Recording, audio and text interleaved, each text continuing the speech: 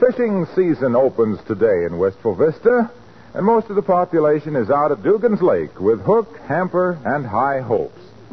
Standing here on the boat landing, for instance, complete with fishing pole, life raft, bucket of minnows, and the family doctor, we find Fibber McGee and Molly.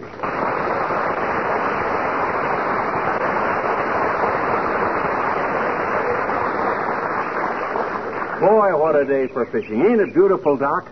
Look at that water, Molly. It's perfect. What water? I can't see anything but boats. Oh, sure you can. Look over there to the left. You see that stretch of blue between those two rowboats? Oh, no. They've closed in again. I should make a fortune today. Rowboats, gunwale to gunwale, amateur fly fishermen throwing hooks at each other, the air full of sunburn and blood poisoning. It's enough to gladden the heart of a medical man. If he didn't want to do some fishing himself. While you boys fish, I think I might take a little walk across the lake. Hey, you mean around the lake? No, across, from rowboat to rowboat. It should be quite easy. Well, what are we standing here for? Are we nature lovers or fishermen? Let's get with it. Okay. As soon as I get this life raft launched, I'll be picking bass out of this lake like fleas off a liver stable hound dog. I'll yank 'em out like a ward heeler rounding up the saloon vote.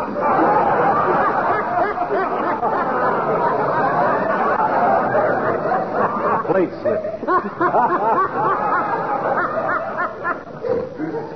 I will say for McGee, Doctor, that that he makes up in enthusiasm what he doesn't show in results. Yes, I know. I've seen him fish. Yeah. When he gets through lashing the lake with that bamboo buggy whip of his, there's enough foam on it to shave the entire shoreline.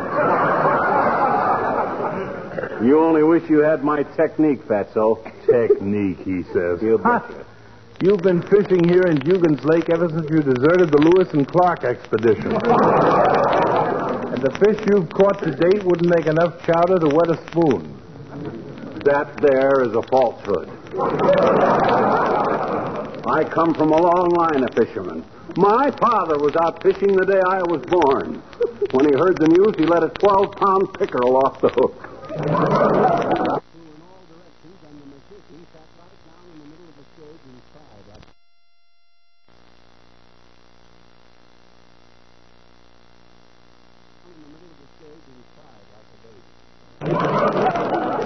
I'd like to have seen his face when he saw you and realized he'd thrown back the wrong one. Now, listen, boys, this is all very stimulating, I'm sure, but did you bring along all this fancy equipment out here just to stand on the dock and yell at each other? Well, you're right, Molly. That makes me tired. I merely wanted to point out that little Nightcrawler here only made one good catch in his life, and how he hooked you, I'll never know. Oh, Doctor. But he did have an awfully good line. Look, Big Chief Windbag. If you think you're so great with the bait, how's about a little competition? If I can't catch a bigger fish than you can today, I'll mow your front lawn all summer with my teeth. Sonny, you have just made a wager. You heard that brash statement, did you, Molly? I did. Good. And if I lose, I'll remove his gallstones free of charge.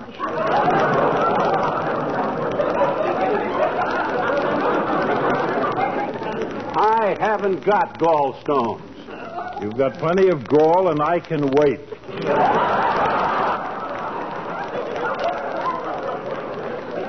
Now, you're the witness, Molly. Well, it would be a little difficult to hold the stakes in a bet like that, boys. Why don't you just make it a small sum of money if you insist on being foolish, and I know you both will. Well, I'll say we will. Okay, $10, Fatso. Okay. $10 I catch the biggest fish. $10? Oh, Yeah. Dear, there goes his cigar allowance for all summer. It's a bet, chump. Good. And now, if you'll excuse me, I shall shove off for a small, secluded cove I know of, where there is a school of bass waiting for teacher. Oh, sure. See you here at sundown, amateur. You said it, vulgar boatman. And bring your checkbook. Save your breath, Catapuss. You'll need it for alibis when I take your dough tonight. Good luck, Doctor. Yeah, he'll need it. Look at him row that boat, will you? All elbows. I'd hate to have left the bounty with just him and Mr. Christian. Hey, help me launch this life raft, will you, kiddo? Aye, sir. Which end goes in the water first? Well, it don't matter. Both ends float. Now, let's go. Okay. You take that side of the raft, and I'll take this side. Oh, hi, Wimp. Oh, hello there, Mr. Wimple. Hello, folks.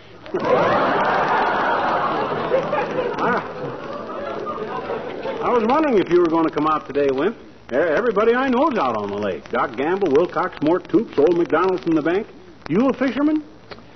Well, no, not very much of one, anyway. Though I did try deep sea fishing once. Oh. Have you ever been in Cuba? No, we haven't, Mr. Wimple. Is that where you went fishing? No, I went fishing in Tampa, Florida. Lance, what's Cuba got to do with it? That's where I came ashore. I hooked a big swordfish. He yanked me overboard and towed me into the harbor at Havana. Oh. Sweetie Face was quite annoyed. Sweetie Face? Yes, my little young wife. Little young? I thought it was big old. This was many, many years ago, Mr. Sweetie Face like the fish, Wimp? Yes, and she just loves boats. Yeah. For years, every time we went to New York, we'd spend hours down on the waterfront, watching the ships come in, till I spoiled it. Oh, how did you spoil it, Mr. Wimple?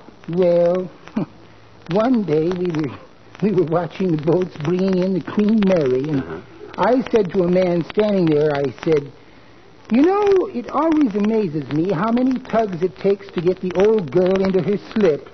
And then everything went black.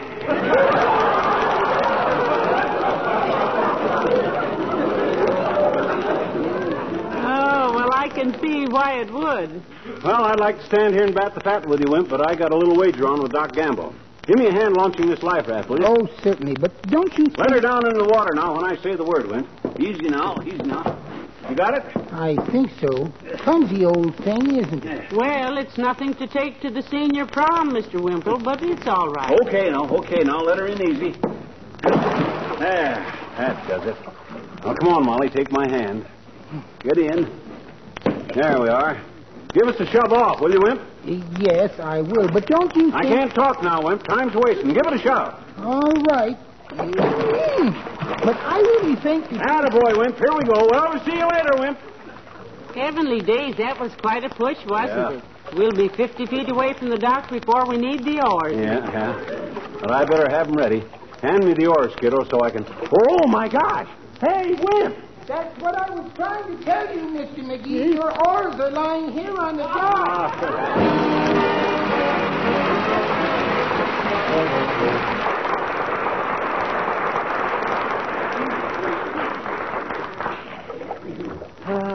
This is really living, Molly. Isn't this life raft great for fishing from? Rides like a ferry boat. Yes, even looks like a ferry boat. Yeah. This thing is longer than a fisherman's alibi, dearie. Yeah, it's long enough to have its own clean. Well, I like plenty of room to work in, kiddo. Let those other chumps sit bait bucket the clavicle in a dinky little skiff and cut fish hooks out of each other's ears. Not for me. When I hook the fish that cost Doc Gamble $10, I'll... Oh, hi, Joe. How's fishing? Who's that? Joe Howe. Why didn't he answer you? How's fishing?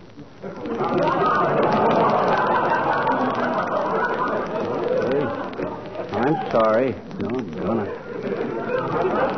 I wish those bass would start hitting. Can you see Doc Gamble's boat from here? No, but the man in that rowboat over there just waved to me, but I can't see who it is. Which rowboat? My gosh, there's so many of them. I mean that blue one coming this way. Oh. Just beyond the green canoe next to the red motorboat, which is this side of the white dory. You see it? No. Oh, yeah. Oh, that's Foggy Wiggins, the weatherman. Wonder how he's doing. Hello, McGee. Hello, Mrs. McGee. Hello, Mr. Williams. Hi, Fog. How's fishing, boy? It's a little discouraging, McGee. I'm afraid this lake is about fished out. Don't look at McGee. He didn't do it. Well, it's getting pretty bad, Mrs. McGee. It's taken me 25 minutes to catch my limit. Oh? Not one of them weighs over 6 pounds. What? See? Heavenly days, my dear. Look at those fish. Wow. I haven't seen so many cold-looking eyes since we went down to refinance the car. Well, that's not a bad little haul, Foggy. What kind of tackle are you using? Same tackle I always use. Yeah? My 9-foot, 2.5-ounce handmade Hardy split bamboo rod with the nickel silver ferrules, a triple drag anti-backlash Cravenshaw reel with a torpedo tapered HCB oiled silk fly line, and a 9-foot Churchill natural gut leader with a 3X tippet. Oh, that's nice equipment, Foggy. But what lure do you use? Worms. Well, it's nice you can get out on the lake like this now and then, Foggy. You keep pretty busy at the Weather Bureau, don't you? Yes, I do, McGee. I spent Sunday at the Wistful Vista Museum studying ancient methods of weather forecasting. Very interesting. Really? Did you find out how the ancient Egyptians forecast the weather, Mr. Williams? No, I didn't, Mrs. McGee. The Egyptian room was closed Sunday in honor of the occasion. What occasion? It was Mummy's Day.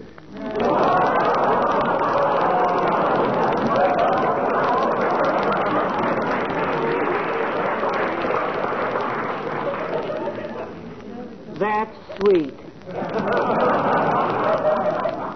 You certainly have made a study of it, haven't you, Mr. Williams? Say, you spent some time in India, too, didn't you? Several years, Mrs. McGee. I was studying the monsoons as a guest of the Raja of Bhupoo. The Raja of Bhupoo? The Raja of Bhupoo. A small province west of Champur. Oh, way down there. Yes. Great baseball fan, the Raja was. Loved baseball. Would have made a fine center fielder. Too bad he had to abdicate. He was the last Raja to reign over Bhupoo. Oh, why'd he abdicate? His province became overrun with all manner of wild game, elephants and tigers and so on. Oh. I still remember the cablegram he sent me when he gave up the throne. What did it say? Rain called on account of game.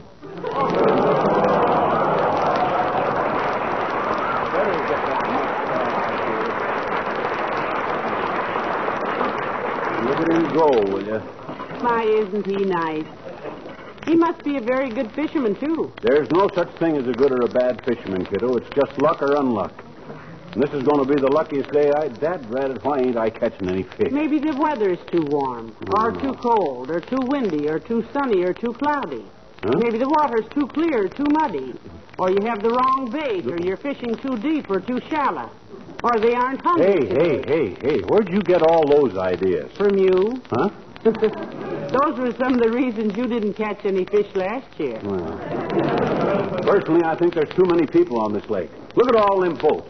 Looks like the Brooklyn Navy Yard. I never saw such Oh, here comes a motorboat. Oh. Look at it churn up the water. Now the fish. I haven't seen so much foam since Uncle Dennis's home brew blew the door off the basement.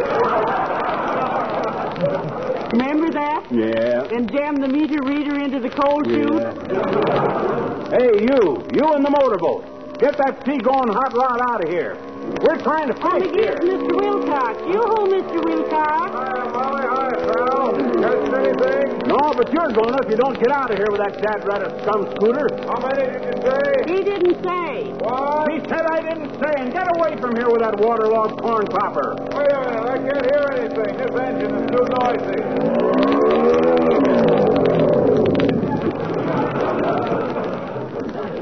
What'd you say, pal? I said it was wonderful meeting you out here, Junior. Just wonderful. If it hadn't been for you, I might have had a big fish on the hook. I might have stuck the hook in my finger, taken him off. Might have got an infection and had to go to the hospital. Might have had a bad siege of it. But fortunately, you came along just in time to scare all the fish away. And don't think he doesn't appreciate it, Mr. Wilcox, because he doesn't. See, he doesn't. Incidentally, are you fishing out of that contraption? Who, me? No. I'm just cruising around talking to a few friends. Well, you're getting fewer of them by the minute, boy. Why did you have to pick on the opening day of the fishing season? Well, I couldn't wait to tell them that the floor of this lake is just mud. Does that affect the fishing, Mr. Wilcox?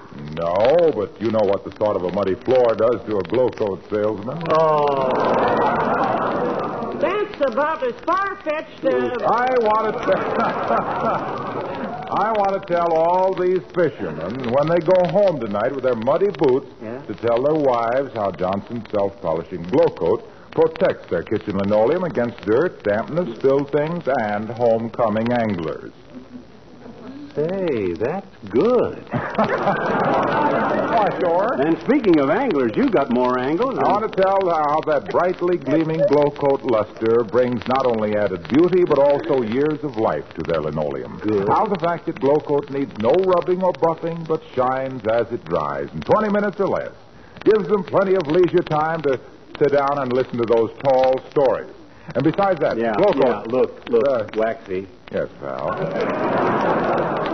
Are you going to be the wall-eyed piker that hangs around bothering the fisherman till he winds up with a hook through his gills? No. I'm going to be the big one that got away.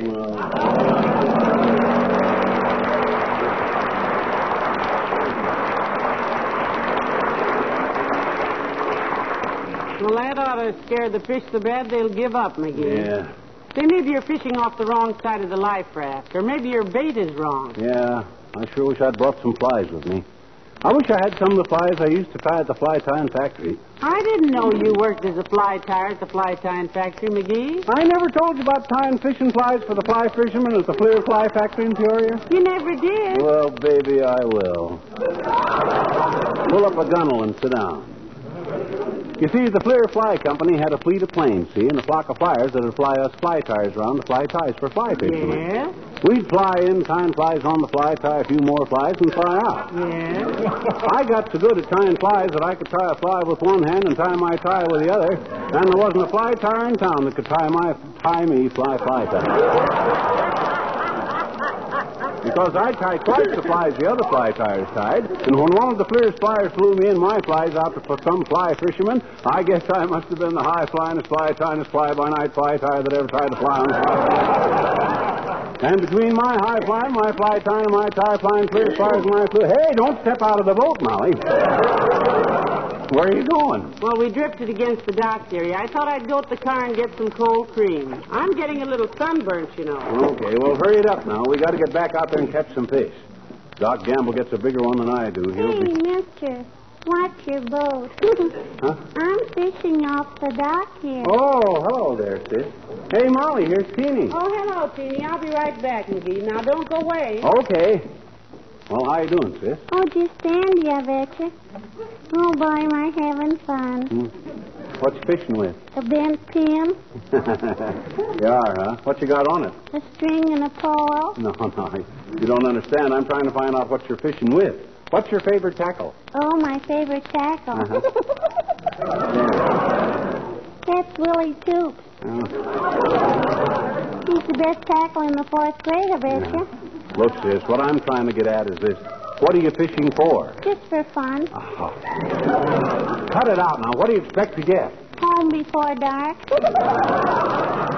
Look, I'll try just once more, Teeny. What kind of fish are you fishing for? Muskies. You mean muscalines in this lake? That's pretty silly, sis. Why is it? Why, nobody ever caught a muskie in this lake. You can't catch fish like that out here. You can't? No. Well, gee, I'm glad you told me, mister. I'll throw it back. Huh? Oh, my God. Oh. Hey, what was that fish you threw in? My muskie. Huh? If you can't catch 'em in this lake, I'll fish for something else. Oh.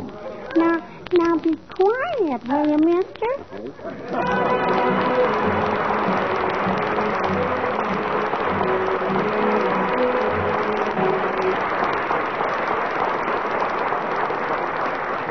Well, I got all the stuff put in the car, kiddo. What'll I do with this fish, McGee? You've got quite an investment in this bass, you know. You said it, Snooky. Took me all day long to hook that beauty, but it was worth it. That's as nice a bass as was ever took out of Dugan's Lake, you know it? How'd you ever happen to think of baiting my hook with lipstick? That wasn't original with me. No? I've heard a lot of the girls tell about how they caught some poor fish with a little lip... Here comes Dr. Gamble. Where? Oh, can you see what he's got? Has he got a fish? How big is it? No, he's just pulling up to the dock, and I can't see if he's got any fish or not. Though I hope he has. Me too. I hope he's caught 40 fish. You do? Sure, I hope he's got 40 of the biggest fish ever caught out here. Well, that's very sporting of you, dearie. Yes, sir. And you know what the game warden will do to a guy that took 40 fish. On opening day, he'd plunk him into the pokey so fast that... Oh, hi, Doc, old man. Well, you give up? Are you kidding, Bluegill? Huh? I hooked into a big mouth bass out there that ran at least 15 pounds. Heavenly days. Let's see it. I can't. Broke my line and got away. Oh. But I've still got a fish on my stringer that'll beat anything you could catch. Oh, himself here landed a pretty big one, too, Doctor. Show it to him, dearie. Well, let's see his one first. Come on, show us the pitiful little crawdad you found dead on the beach, Doctor. First, you show me the pathetic little orphan minnow you found caught in a crack in the pier. Oh, now, for goodness sake, stop bickering and pay off the contest. I want to go home. So do I. Here's my fish, McGee. And here's mine. Weighs at least 4 pounds and 17 ounces. Mine's at least 6 pounds. How about it, Molly? You're the judge. Well, frankly, boys, I think we'd better take them home and weigh them. They look about the same size to me. What do you mean the same size? Mine is much fatter. So what? Mine's longer. Mine is wider. Mine is thicker. And furthermore, you never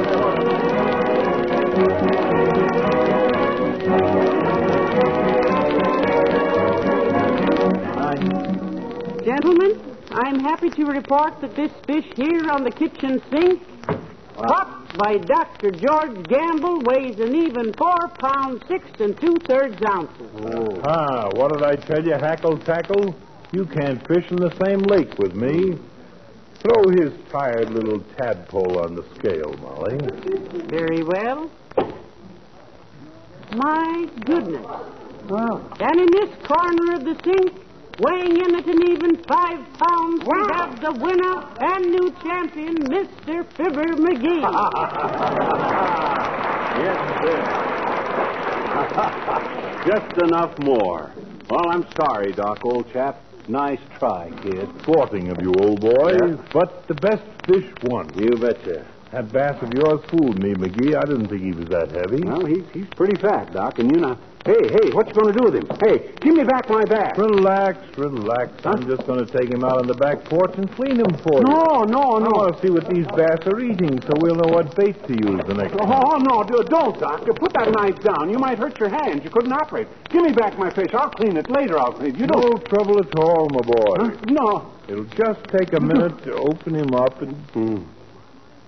Uh-huh. So that's why you insisted upon holding this fish on your lap all the way home. What you mean, Doc? You know what I mean. BBs, you little faker. This fish is full of BBs. BBs? Well, what do you know, Doc? Those bass will eat anything, won't they? You poured him full of shot, you little chiseler. Huh? Of all the rotten, dirty tricks, I ought to fix you so that Doctor. you... Huh? Did you call me, Molly? Yes, I cleaned your fish in the kitchen sink, Doctor. You did? Yes. What shall I do with this handful of sinkers?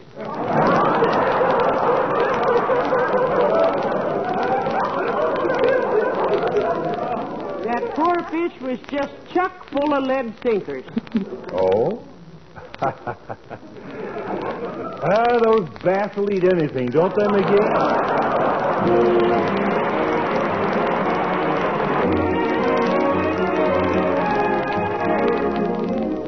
Hey, I was looking through the Bonton ads, Molly. You know what I'm going to buy myself for summer? What, dearie? A bassinet. A what? Bassinet. If I can catch fish with a brass rod, think what I could do with a bassinet.